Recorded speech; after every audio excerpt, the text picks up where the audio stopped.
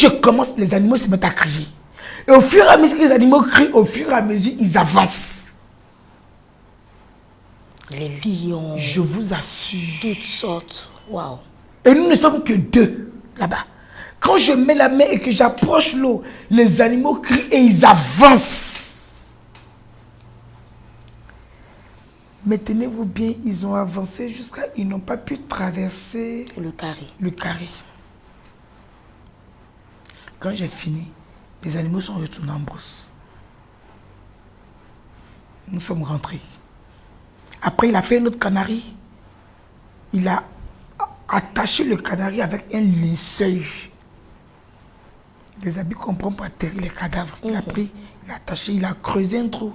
Il a enterré le canari. Après, ils ont déterré quelques temps après. On a demandé que je me lave avec. Je l'ai fait. J'ai fait des pratiques pas possibles. J'ai fait des sacrifices pas possibles. J'ai fait plein de choses. On m'a dit, tout est fait. Tu peux te marier, tout va aller. Je rentre du Mali. Les choses vont de mal en pis. De mal en pis. En venant, on m'a donné des choses. On m'a demandé de tuer un coq à minuit. Le coq, on le plume. Je le prépare avec le Nansidi. Si vous connaissez ça. Ils ont fait des Nansidi pour moi que je suis venu avec. C'est quoi un peu le Nansidi? Le Nansidi, ce sont des choses qu'ils écrivent, des paroles qu'ils écrivent sur des ardoises. Avec ils ont eu leur encre à eux. Ils écrivent. C'était un voyage, je ne pouvais pas transporter plusieurs bouteilles. Donc on prenait le coton qu'on prenait pour nettoyer les écritures. Et arrivé ici, à moi maintenant de tremper le coton dans de l'eau pour recueillir ce qui avait été écrit. Parce qu'en temps normal, quand on doit pratiquer, on prenait l'ardoise, on lavait pour recueillir l'eau. Mais il y avait plusieurs ardoises. Je ne pouvais pas transporter des centaines de bouteilles. Donc, ils ont nettoyé avec des cotons, arrivé ici à moi de tremper. Et on m'a dit de prendre le Nansidi là, préparer le coq. Et puis je dois le manger avant 1h du matin. Je dois préparer le coq entre minuit et 1h. Et si ça ne cuit pas dans cet ça, intervalle? c'est pas leur problème. Je vous assure que ce sont des choses qui étaient difficiles, mais on le faisait. On le faisait. C'est pour ça qu'aujourd'hui, quand on demande de faire cette chose dans les églises, et puis je vois les chrétiens qui... Parce que quand on était dans le monde, on obéissait au diable, on obéissait à Satan, on faisait ce que le diable nous demandait, sans réfléchir, sans s'opposer. Et on me dit, si tu n'as pas fini de manger le poulet, tu dois enterrer avec les os, les plumes, tout. Effectivement, je n'ai pas pu finir parce que ça n'avait pas de goût. J'ai creusé un trou, les plumes, les os, les intestins, tout. J'ai tout enterré. À 1h00.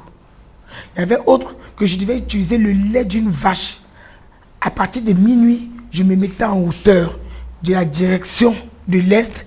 Et puis, j'ai commencé à me laver avec ce truc, mélangé avec le lait de vache.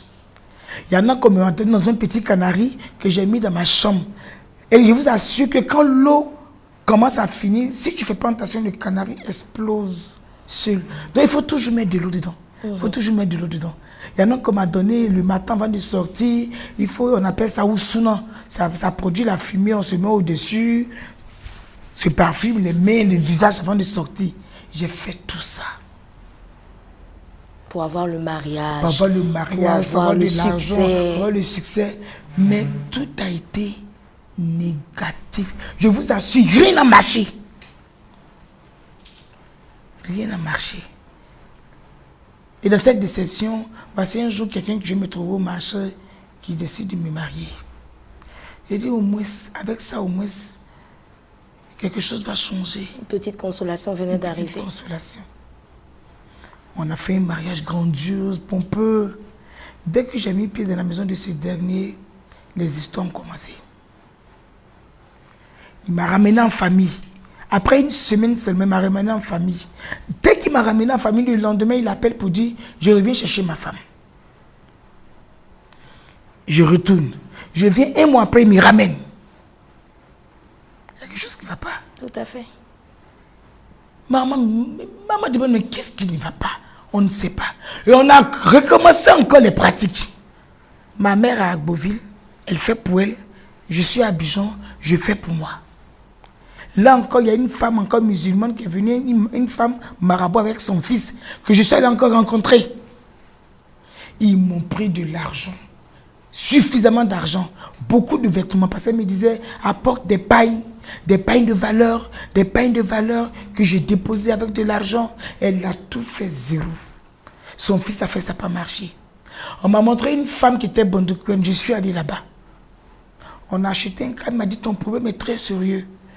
On a acheté un cabri, on devait faire des pratiques. À la veille des pratiques, le cabri est mort. On a racheté un autre cabri. À la veille encore des pratiques, le deuxième cabri est mort. On a acheté un troisième cabri. Vers les 2 heures du matin, le cabri est en train de mourir. Et ils ont interpellé la femme en question. Ils ont dit, maman, le cabri est en train de mourir. Elle est sortie, elle a dit, bon, on va précipiter les choses. Ça n'a pas marché encore. Elle m'a regardé, dit, ton problème est lourd. Que je voulais t'aider, mais ton problème est lourd. Alors que sur cette dernière, les ministres partaient là-bas et leur problème avait une solution. Le problème, c'était que partout où je passais, quelle que soit la renommée des marabouts, quelle que soit la puissance d'un féticheur, mais comme moi je partais chez ce dernier, ça échouait. Ça échouait. Ça échouait. Quelle que soit la puissance des marabouts, moi seulement ça ne marchait jamais. Ma grand-mère adorait des génies. Ces génies, ce qu'elle demandait, ils exauçaient. Mais lorsqu'on introduisait mon dossier, si je peux le dire ainsi, auprès de ces génies, ça n'a jamais marché. Et j'ai même posé la question, je dis, mais pourquoi est-ce que pour les autres marche et pour moi ne marche pas? Et ma grand-mère a dit qu'elle ne sait pas pourquoi pour moi ne marche pas. Je suis dans le foyer, pas d'enfant, pas d'entente. Chaque jour, le monsieur, moi, ce sont les histoires. Chaque jour. Ça a dû vous affecter émotionnellement? Beaucoup. J'étais découragée. J'étais abattue. Parce que je ne comprenais plus ma vie. Rien ne me réussissait. Donc, je me suis résolue, je me suis donné un nom, échec. C'est-à-dire que je m'attendais plus aux échecs qu'à la réussite. Et effectivement, c'était la vérité. Je partais d'échec en échec. Je vous assure, rien ne me réussissait. Rien. Et étant maintenant dans ce foyer, ça n'allait pas. Un jour, j'étais assise au dehors. Il y a un homme de Dieu qui passait. Il dit, maman, bonjour. Je dis, bonjour. Il dit, Jésus vous aime. Il dit, Jésus m'aime. Pardon, j'ai trop de problèmes. Mon père est musulman. Ma mère est musulmane. Mon mari est musulman. Je suis musulmane. Tu ne me parles de Jésus même. C'est pas possible, ça ne peut pas marcher. Il dit, non, maman, c'est une invitation. Il dit, ok, j'ai compris. Je suis restée. Ça ne va pas. Ça ne va pas. Un autre jour, ce même serviteur de Dieu passe encore. Il me salue, il dit, maman. J'ai dit, Jésus vous aime. J'ai dit, c'est pas possible. Il dit, non, on veut tout juste que vous veniez pour qu'on prie pour vous. J'ai dit, c'est pas possible. Je ne peux pas mettre mon pied dans une église. Il est parti. Je vous assure qu'il y avait du feu dans mon foyer. Malgré toutes les pratiques qu'on faisait, au lieu que le feu s'éteigne, il s'activait au contraire. Il s'activait au contraire. On faisait tous les sacrifices. Tous les sacrifices, je vous assure. On a dépensé. Et la situation ne faisait que s'empirer. Et un jour, je quitte chez le marabout, je viens, avant que je ne fasse la connaissance de l'homme de Dieu, j'arrive. Mon mari me dit, à partir d'aujourd'hui, je ne te donne plus l'argent des popotes. Il dit, mais j'ai fait quoi? Il dit, donne plus l'argent des popotes. En ce moment, je n'ai pas encore fait la connaissance de l'homme de Dieu. Un jour encore, il s'élève, il dit, bon, à partir d'aujourd'hui, tu ne dors plus dans le lit conjugal. Passe dans la chambre des amis. J'ai dit, mais qu'est-ce qui ne va pas? Et pendant ce temps, je continuais d'aller chez les marabouts. On me donnait des choses qu'il fallait mettre dans la nourriture. On me donnait des choses qu'il fallait mettre. Je faisais tout. Mais ça n'allait pas. Le monsieur ne voulait plus même me sentir. Il ne m'adressait plus la parole. Je suis dans la cuisine, il est au salon. J'avais une servante, il a libéré la servante. Il dit à partir d'aujourd'hui, tu vas travailler comme une esclave dans la maison. Je souffrais, mais je continuais. Ma maman continuait de son côté, mais ça n'allait toujours pas. Et un jour, je suis là. Et puis, j'ai ma cousine qui est allée chez la dame marabout. Et puis, la dame qui va dire à ma cousine, Fatmata, là, elle est qui pour toi? Elle dit, c'est ma petite soeur. Elle dit, va, tu dis à Fatmata, à partir d'aujourd'hui, qu'elle arrête de fréquenter les marabouts. Elle-même marabout. Elle-même marabout. Qui va dire à ma cousine, à partir d'aujourd'hui, dis-lui qu'elle arrête de fréquenter les marabouts. Sinon viendra un jour où elle n'aura pas un seul sou, où elle n'aura plus de vêtements. On parlera d'elle au passé, on dira, elle l'avait.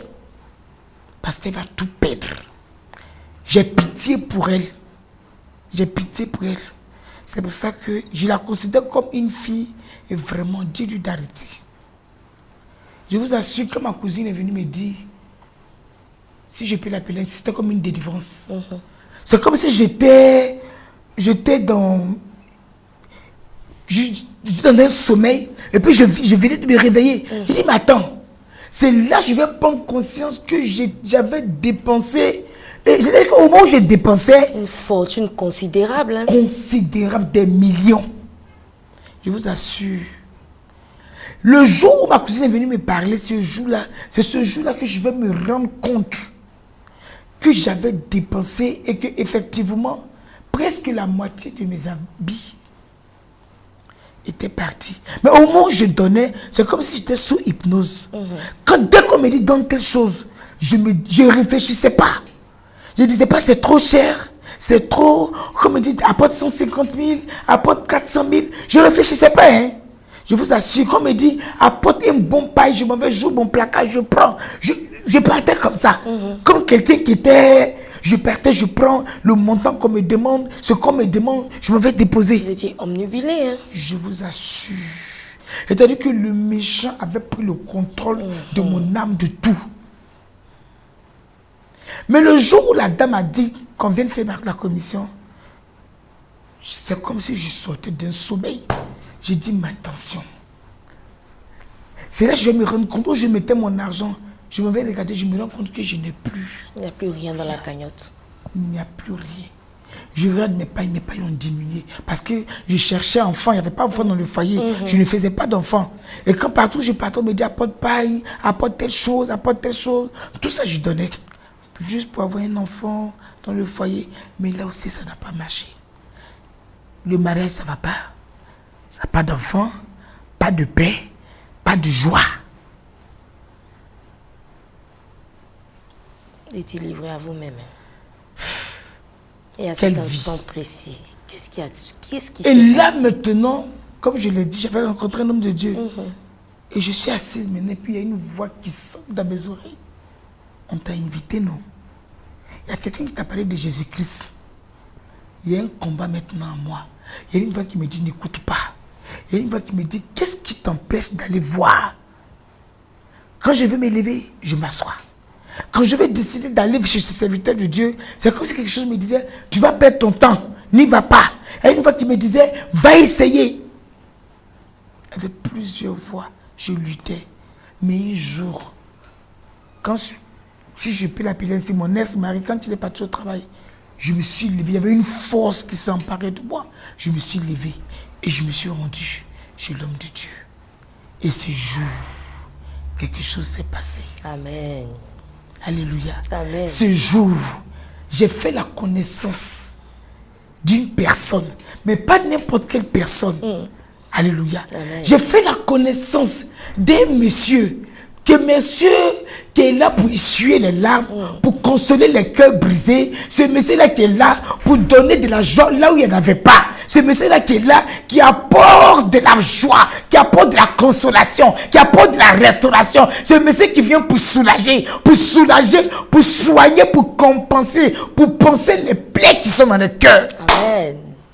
Je vous assure, ce jour, il y avait une joie qui s'est emparée de moi. J'ai dit, mais depuis longtemps, qu'est-ce que j'attendais pour venir ici? Je vous assure, je ne peux pas me maîtriser. C'était une joie que je ne peux pas contenir. C'était comme si je naissais de nouveau. C'était comme si maintenant je découvrais un nouveau monde, une nouvelle vie. On ne m'a pas demandé 5 francs. J'ai dit, mais waouh. Mais ici, on ne demande rien. Contrairement à l'autre côté. Contrairement à l'autre côté, on ne m'a rien demandé. Tout à fait. Et ce jour, quand je suis retourné à la maison, je vous assure, de là-bas à la maison, je chantais. Comme si j'étais chrétienne depuis des années. Je chantais. En gros, je chante. Je suis arrivé à la maison, je continue de chanter. Et tout le monde me regardait. Je me suis dit, attends-toi, attention. Maîtrise-toi. Sinon, tu vas dévoiler le secret. Et je me suis maîtrisé. Mais il y a des choses qu'on ne peut pas cacher. Cette lumière qui brille sur nos vies. On ne peut pas cacher. C'est Jésus de Nazareth. C'est Jésus. Il n'y a rien qui soit impossible à ce Jésus. Amen. Rien. Tout ce qu'il demande, que tu ouvres ton cœur. Comme il a dit, je me tiens à la porte de ton cœur et je frappe. C'est quand il frappe, accepte de lui ouvrir la porte et laisse-le entrer et puis souper avec toi. Parce que quand tu vas souper avec toi, ta vie va changer. Amen. Et là, quand vous êtes rentré à la maison, qu'est-ce qui s'est passé avec votre mari Il à ne savait l'époque? pas. D'accord. Il était allé au travail. Je me cachais. Après ça, le lendemain, quand il est allé au travail, je suis parti encore. Je ne pouvais plus rester à la maison. Je ne pouvais plus me contenir. C'était fort. C'était fort. Et chaque jour, je partais chez le pasteur. Et maintenant, il fallait que je prie à la maison. Il a constaté que je ne pratiquais plus la religion musulmane. Les 5 prières Il a quotidiennes. constaté que je ne le faisais plus. Et il m'a interpellé, il dit, tu ne pries plus. Il dit, si je prie. Il dit, non, je t'ai beaucoup remarqué, tu ne pries plus. Et quand tu le disais, je partais prendre l'ablution, je venais mettre la natte, je m'arrêtais sur la natte et puis j'ai dit, Seigneur Jésus, excuse-moi, je demande beaucoup pardon. Ce que je suis en train de faire là, je n'ai pas le choix, mais tu sais que c'est toi que j'ai choisi. Je le disais dans mon cœur. Personne ne m'entendait. Je le disais. Et puis je m'abaisse. Je dis, pardonne-moi. C'est pas facile pour moi, mais aide-moi. Tu sais que c'est toi que j'ai choisi. Tu le sais. Mais aide-moi dans ce combat. Parce que maintenant, ça va chauffer. Parce que je savais que ça allait chauffer. Je me suis caché comme ça, même moi, je ne pouvais plus. Je vous assure que le même mois dans lequel j'ai accepté Jésus-Christ de Nazareth, dans le même mois, j'ai été baptisé du Saint-Esprit. Amen. Parce que j'avais l'envie, j'avais la soif, ma détermination. Je voulais aller jusqu'au bout, je voulais découvrir, j'étais disposé, mon cœur était disposé. Je voulais qu'il pénètre dans ma vie, je voulais qu'il rentre dans mon cœur, je voulais qu'il vienne faire une transformation, qu'il opère quelque chose dans ma vie. Pour de bon, hein? Pour de bon. Parce que j'étais fatigué. J'étais fatigué de pleurer. J'étais fatigué d'être triste. J'étais fatigué d'être malheureuse. Je vous assure, je ne le souhaite pas à quelqu'un. Ta vie est faite d'échecs. Je veux dire encore à quelqu'un.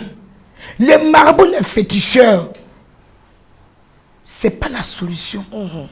S'ils avaient cette capacité, s'ils avaient ce pouvoir, je ne serais pas venu en Jésus. Je ne serais pas venu en Jésus. S'il pouvait transformer ma vie, s'il pouvait apporter une transformation, un changement de ma vie, je ne serais pas venu dans le Seigneur. Amen. Que les gens se détournent de cette voie. C'est pour perdre de l'argent. Tout à fait. Le marabout ne peut rien. Le féticheur ne peut rien. Et même s'il te donne, c'est l'échantillon qui te donne. Parce que quand il te donne, après il réclame. Et il ne donne pas gratuitement non plus. Recherchons Jésus-Christ de Nazareth. Amen. Il est le chemin, il est la vérité, il est la vie. Avec Jésus, c'est le succès. Avec Jésus, c'est la réussite. Et quand je commençais à prier à la maison, je n'arrivais pas à me contenir. Quand je prie, un zèle pas possible. Et j'avais ma belle-soeur, la petite soeur du monsieur qui venait. Quand il fait doucement, on entend. Parce qu'on m'avait donné une chambre là. Tout à fait. Tante, pardon, il faut prier doucement. Quand tu pries, on entend. Non, c'est pas possible, je ne pouvais pas prier doucement. Je ne pouvais plus vous retenir. Non, non, j'étais décidé. Ce qui devait arriver, allait arriver. Et un jour, il m'a fait asseoir. Il m'a dit, je sais que tu vas à l'église. Hein. Je dis, bon. Il dit, oui, je sais que tu vas à l'église. Mais quand j'étais allé te marier, parce que tu étais musulmane. Et comme tu as décidé d'aller à l'église, toi et moi, on ne peut plus vivre ensemble. Il dit, bon. Il dit, donc, qu'est-ce que tu décides? Il dit, mais tu vas partir. Il dit, non, si c'est ça, il faut laisser. Je ne vais plus aller à l'église. Je ne vais plus à l'église, il faut laisser, je ne vais plus à l'église. Parce que quand je regarde les gens de mariage qu'on a fait et qu'on dise que je suis revenu en famille, les gens allaient interpréter cela comme un autre échec. Hein? Voilà. Le regard d'autrui, Donc, comment affronter toutes ces choses. Je lui ai fait savoir que je ne partais plus à l'église. Mais, il se trouve que je ne peux pas aussi m'empêcher d'aller à l'église. Ça n'allait pas. Je ne prie pas, il ne mange pas. Il ne m'adresse plus la parole. Et quand il rentre du travail, il dit, je te demande pardon, ne me tue pas. C'est bizarre ça. C'est bizarre ça. Ne me tue pas. Mais j'ai dit, mais je vais te tuer comment? Moi, je n'ai rien. Moi, je ne tue pas quelqu'un. Il dit, s'il te plaît, ne me tue pas, ne me détruis pas. Parce que ce dernier aussi, il était mystique. C'est un parcours. Hein? Dans la chambre conjugale où on était, il avait une petite chambre là-dedans avec un rideau blanc. Il avait des trucs dedans et il m'a interdit de chercher à savoir qu'est-ce qui était derrière ce rideau. Une fois même, je balayais la chambre. J'ai pris la peine de prendre le balai, de déplacer un peu le rideau. Quand il est rentré du service, il s'est rendu compte. Hein? Il dit qu'il a touché. J'ai dit je balayais. Il dit plus jamais. Waouh. Il dit plus jamais. J'ai dit, mais il dit, je t'ai dit de ne jamais toucher à ce truc-là. J'ai dit non. Et il y a des fois où quand il partait au travail, j'avais l'envie de voir ce qui était derrière. Mais j'avais peur. Il ne faudrait pas que quelque chose m'arrive ici. Donc voici que mes prières ont commencé à déranger tout dans la maison. Mais je ne le savais pas. Parce que je ne savais pas que Jésus avait cette puissance-là pour détruire les œuvres des ténèbres. Moi, je ne savais pas. Donc, quand tu me disais, ne me tue pas, ne me détruis pas, je lui ai dit, mais tu n'as rien à dire. Moi, je ne détruis pas. Amen. Il dit, moi, je ne détruis pas. C'est quand je suis allé expliquer au pasteur, le pasteur me dit que ton mari, il est musulman, certes, mais il fait des pratiques. Je dis, oui, il y a des choses dans la maison. Et le pasteur m'a dit, ta prière en train de produire de l'effet. Mais si ça il n'allait pas me dire ça. Quand je suis rentré dans la maison, c'est maintenant que j'ai multiplié la prière. Il dit, ce qui est dans la maison, je vais tout gâter. Et un jour, il allait en mission. Il a laissé la clé de la chambre. J'ai appelé les hommes de Dieu. Ils sont venus dans la maison, à son absence. J'ai ouvert la porte de la chambre. Vous avez soulevé aussi le rideau? J'ai dit, j'ai ouvert la porte de la chambre. On a prié. Mais étant en mission, il appelle et puis il demande qu'est-ce qui se passe à la maison. Et il s'est passé, tout va bien. Il avait accroché des choses bizarres au mur. Ces choses-là, j'ai fait descendre, prier là-dessus, remettre à la place. Mais quand il est rentré dans la chambre, il a su qu'on avait fait des choses dans la maison. C'est là qu'il a décidé d'aller me déposer. Un matin, il me dit, bon, tu vas rentrer en famille. Je dis, mais pourquoi? Il dit, tu vas rentrer en famille. Moi, je me vais en congé. Quand je serai de retour, tu vas revenir. Ok. Pour moi, je vais en famille. J'ai pris seulement que 4 vêtements. Et puis, je suis rentré en famille. J'arrive en famille. Je suis coincé. Je ne peux plus aller à l'église. Je suis à la maison 1 mois, 2 mois. Un jour, je rentre dans la douche pour aller me laver. Il y a une voix qui me dit, tu as arrêté d'aller à l'église. Mais tu n'as rien compris. Si tu arrêtes d'aller à l'église, ta vie va rester telle. Tu ne pourras pas te marier, tu ne feras pas d'enfants, tu ne connaîtras pas de bonheur. J'ai dit, mais bon, Je veux me laver, je n'arrive pas à me laver. Il y avait un programme d'évangélisation loin de chez nous. Je veux prendre l'eau, je ne peux pas prendre l'eau. Donc je me rhabille et la voix me dit, sors, va à l'évangélisation. J'ai dit, non, non, non. Je suis né ici. On me connaît ici. Je ne peux pas m'approcher des chrétiens. Là, vous êtes retourné à Beauville. Je suis retourné à Beauville, en famille. En ce moment, il y avait pas, le divorce n'était pas encore déclaré. C'est pas fait, ça ne va pas. La voix me dit, où tu sors pour aller au programme, ou tu ne resteras pas dans cette maison. J'ai obéi, je suis parti. Quand je suis parti, j'ai fait la connaissance d'un homme, c'était un prophète. Il avait sonné, l'église mère était à Koumassi, et puis c'était une église annexe qu'on venait d'ouvrir. Et je l'ai rencontré, il a prié pour moi. J'ai commencé à me cacher. Voilà l'église. Je me cachais pour aller à l'église. Et c'est devenu chaud maintenant. Je ne pouvais plus me cacher. Souvent, je dis, je mange, je dis, bon, je m'en vais en visite, je reviens. Et ma mère a commencé à me soupçonner. Elle faisait attention à ce que je faisais. Elle a commencé à me soupçonner. Et un jour, elle a dit à la servante, je sais que Fatou va à l'église. La servante dit, maman, moi, je ne sais pas. Je priais en cachette, Et un jour, je suis allé au culte, le pasteur a dit, il est temps que on confesse Jésus de tous nos cœurs. Parce qu'on ne peut pas avoir un pied dedans, un pied au dehors.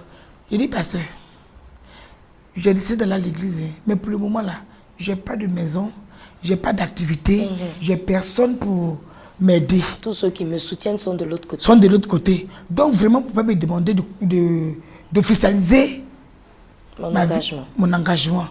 Il dit, le temps est arrivé. Il dit, pasteur, c'est pas possible. Si je dois le faire, dis à Dieu de me trouver une activité qui va me permettre de m'assumer, de m'assumer et tout. Si je savais. Et un jour, je suis allé à l'église et puis la voix me dit, aujourd'hui, c'est aujourd'hui. Il dit, pasteur, il dit, c'est aujourd'hui. Il dit, pourquoi? Je dis, je ne sais pas, mais j'ai l'impression qu'il y a quelque chose qui m'attend. Effectivement, je rentre à la maison. C'était pendant le mois de carême. Je suis rentré trouver les parents avaient rompu le carême et j'étais en train de faire, il y a une longue prière qu'on fait à 19h. Ils ont fini la prière. Ma mère avait déjà parlé à mon papa. Il a fini la prière, il dit, Fatma Taloa. Je dis, oui, papa, c'est moi. Il dit, est-ce que je peux te parler? Je suis venu, il dit, j'ai appris que tu vas à l'église. Ce jour-là, je n'ai pas pu dire, c'est faux. J'ai dit, papa, c'est vrai, je vais à l'église. Il dit, non, non, non. Il faut que tu arrêtes. Il dit, papa, où je suis arrivé là, excuse-moi, mais j'ai pris ma décision. Je ne peux plus arrêter. J'ai pratiqué la religion musulmane jusqu'à 32 ans. J'ai décidé de prendre ma voie. Aujourd'hui, j'ai décidé d'aller à l'église. Je ne veux plus pratiquer la religion musulmane. Il dit, non, ma fille, revois ta position. Ma mère qui arrive, qui dit, Diallo, si elle refuse de revenir à la religion musulmane, qu'elle quitte la maison. Effectivement, la même nuit, il était 20h30, on m'a demandé de ramasser les bagages.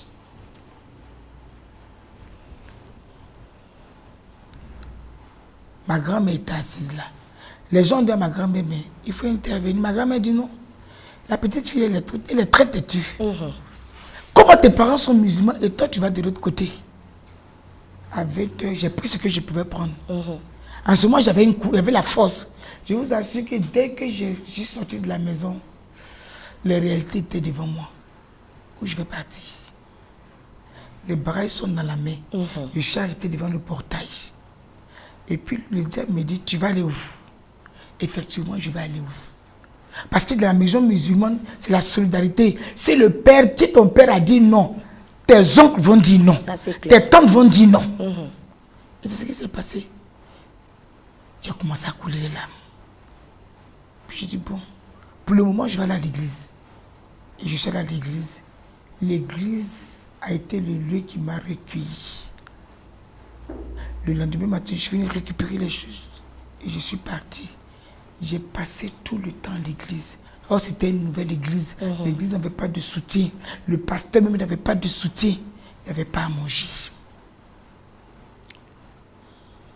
Et comment ça s'est passé là-bas? Les fidèles ne m'ont pas soutenu. Le pasteur a fait l'annonce. Mais personne ne m'a soutenu. C'était très dur. Très dur, très difficile. Je collais, nous à notre temps, ce n'était pas des chaises, c'était des bancs dans les églises. Je collais les bancs. J'avais acheté une natte. C'est la natte que je mettais sur les bancs. Et je dormais au sein de l'église.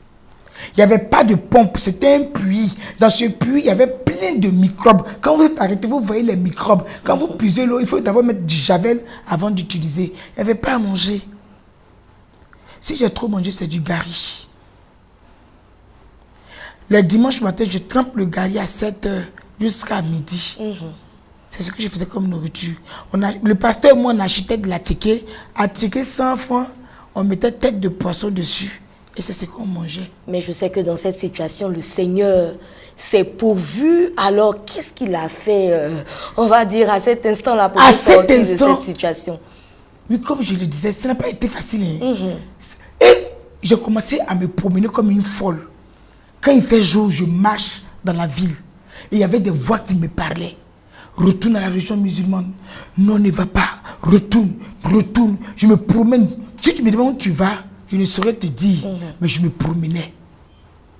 Jusqu'à ce que le Seigneur permette que je rencontre quelqu'un. Amen. Amen. Que je rencontre quelqu'un.